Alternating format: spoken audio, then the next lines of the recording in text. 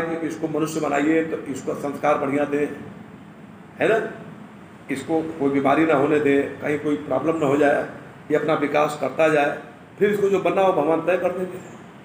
हमारा काम अच्छी जगह आप ला के बच्चों के यहाँ छोड़ गए, अब आप घर पर बैठ कर रोज चिंता करिए बेटवा हमारा पढ़ रहा है कि नहीं पढ़ रहा है कि नहीं, आपको चिंता करने तो नहीं पड़ेगा, ये जब चेष्टा करेगा तब पढ़ेगा,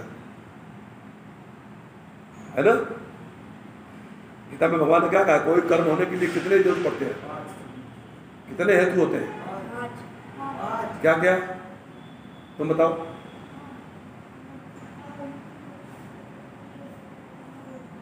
तुम बताओ। हाँ, तो उल्टे पुल्टे मत चलो, सीधे सीधे चलो। अधिष्ठान के बाद क्या है, कर्ता माने वहां पे इच्छा है, नहीं तो कर्ता बार बार कंफ्यूजन हो जाता है। कर्ता माने इच्छा, अधिष्ठान माने शरीर, आगे तीसरा करण माने इंद्रियां, चौथा चेष्टा, और पांचवा देवता।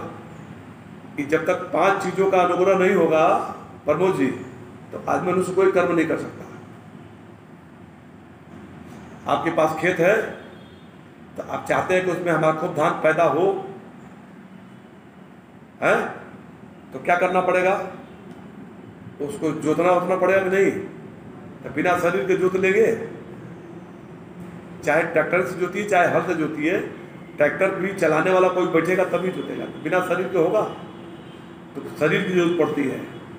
दूसरा, मान लीजिए आपके पास ट्रैक्टर हो और शरीर भी आपका बिल्कुल हिस्ट पुष्ट हो, 100 पूरा 1 कुंटल का शरीर हो, आपके मन में इच्छा ही नहीं है कि खेत बोए कि ना बोए, तो खेत में काम बनेगा।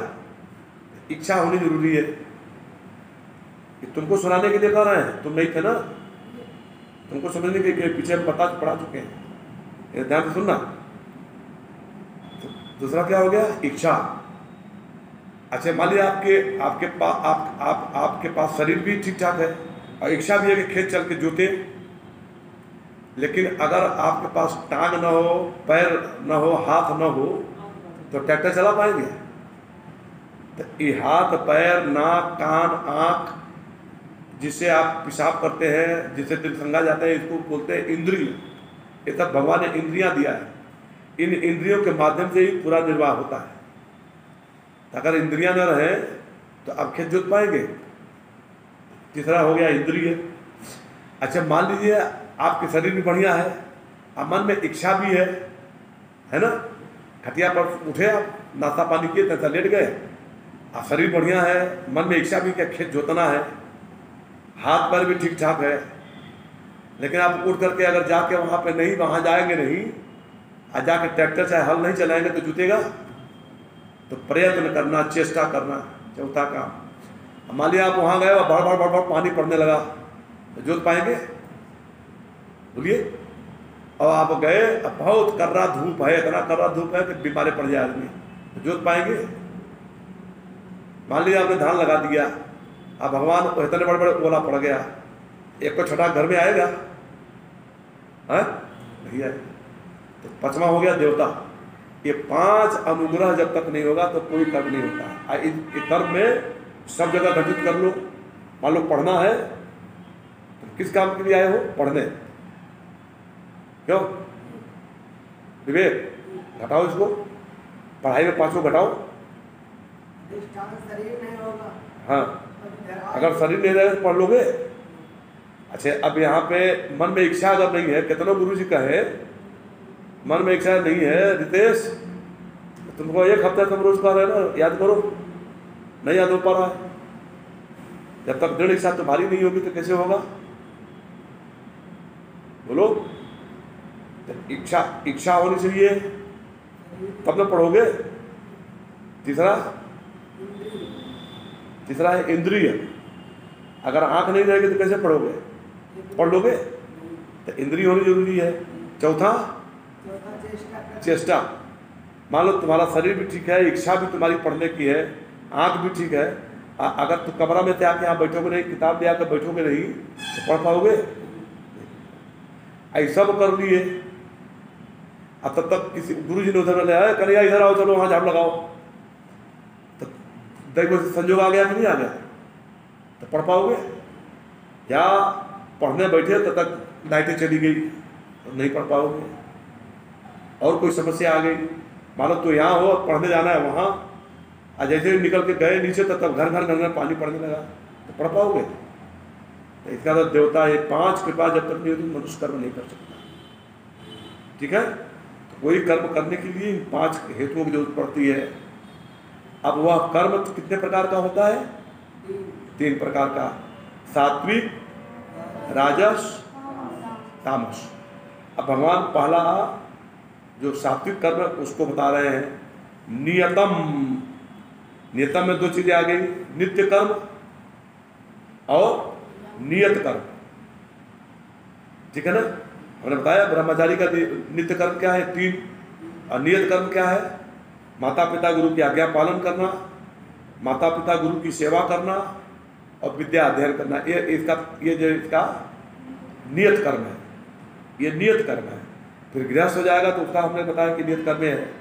उसके आगे वानप्रस्थी है, उसके आगे सन्यासी है, उनका नियत कर्म बदल जाएगा। अच्छा, यह किसके लिए हमने बताया? ब्राह्मण के लिए बताया। क्षत्रिय होगा तो उसका नियत कर्म क्या होगा? क्षत्रिय का जो ब्रह्मचारी बालक होगा उसका नियत कर्म यही रहेगा, माता पिता की सेवा करना, माता पिता गुरु की सेवा करना, माता पिता और गुरु की आज्ञा का पालन करना और वेद अध्ययन करना। ये क्षत्रिय के लिए भी है। या गृहस्थ हो जाएगा तब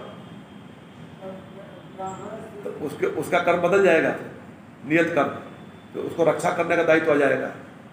क्षत्रिय का भाग क्या दिया गया? हाथ क्या करता है? रक्षा करता है। जैसे अभी तुम कहीं जाओ, कोई चीज टूटी गिरने वाली है तो क्या करोगे? पहले हाथ यहाँ चला जाएगा, ऑटोमेटिकली हाथ यहाँ चला जाएगा, कोई गिर न जाए हमारे ऊपर। ये स्वभाव तो होता है।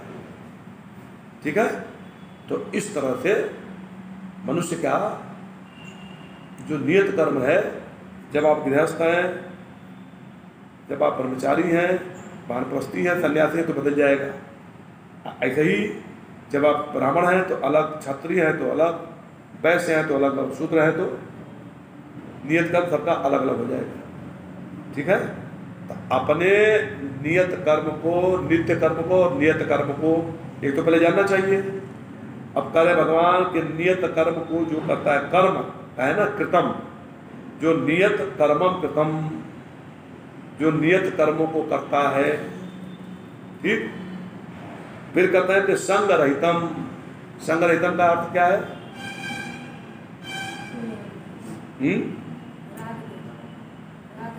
संग रहित का मतलब क्या हुआ? योगस्थम कुरु कर्माणि संगम त्यक्त्वा धनंजय। तो इसमें संगम त्यक्त्वा को क्या बताया गया?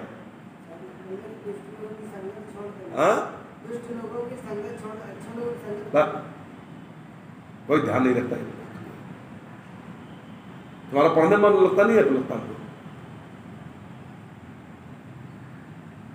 क्यों? तुम बताओ।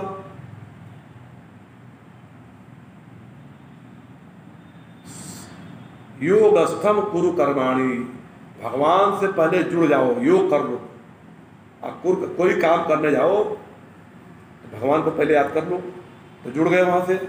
योगस्थम कुरु कर्माणि संगम त्यक्त्वा, फल की आकांक्षा को त्याग करके। योगस्थम कुरु कर्माणि संगम त्यक्त्वा, संग माने फल का संग, इसका त्याग करके संगम त्यक्त्वा धनंजय, हे धनंजय, तब कर्म करो।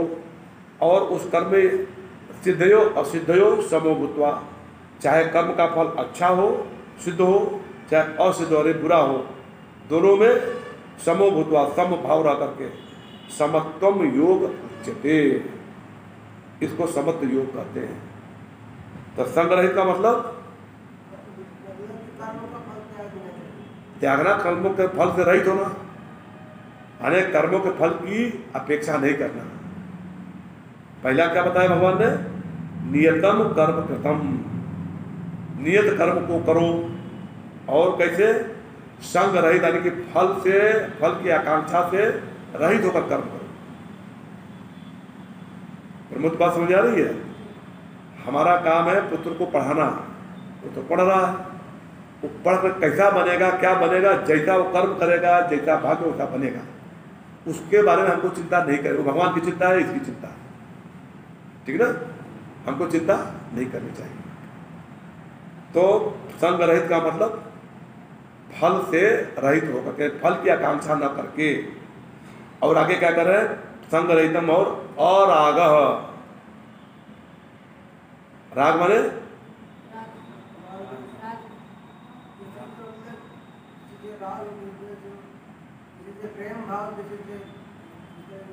अरे हम राग का तो लोगों को परिभाषा समझाए थे, मन को अच्छा लगने वाला, मन को इष्ट लगने वाला जो काम है, जो कर्म है, जो चाह है, उसको राग बोलते हैं।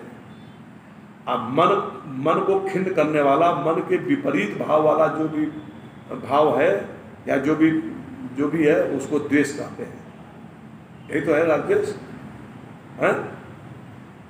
तो हमको बहुत प्रिय लग रहा है यह चीज कि हमको अब इसमें पढ़ना न पड़े, जाके सोए, अच्छा लगेगा, लग रहा है ना।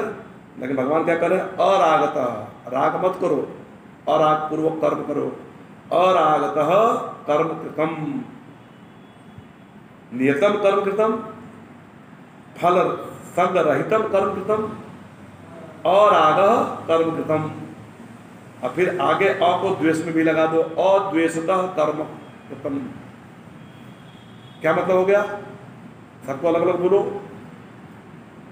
नियत कर्म को करना, फल की आकांक्षा से रहित होकर कर्म करना, राग से रहित होकर कर्म करना। और राग का मतलब राग रहित, राग से रहित होकर कर्म करना और द्वेष से रहित होकर कर्म करना।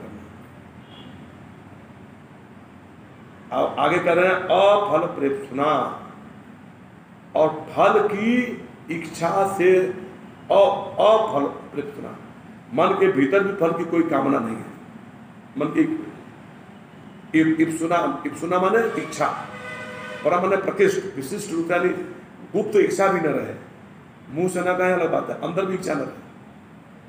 अफल माने फल रहित होकर, फल रहित होकर के अब इच्छा न रहे उसकी कर्म के फल की, तो करे इस तरह से कर्म करता है जो कोई भी, यत माने जो कोई भी, तत् सात्विक उच्चते, उसको क्या कहते हैं, सात्विक कर्म कहा जाता है। क्या अर्थ निकला पूरा?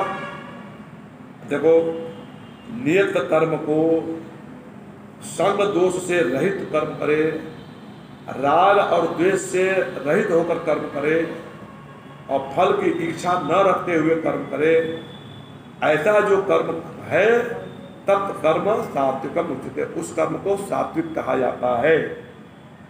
ठीक है, आई बात समझ में है? आगे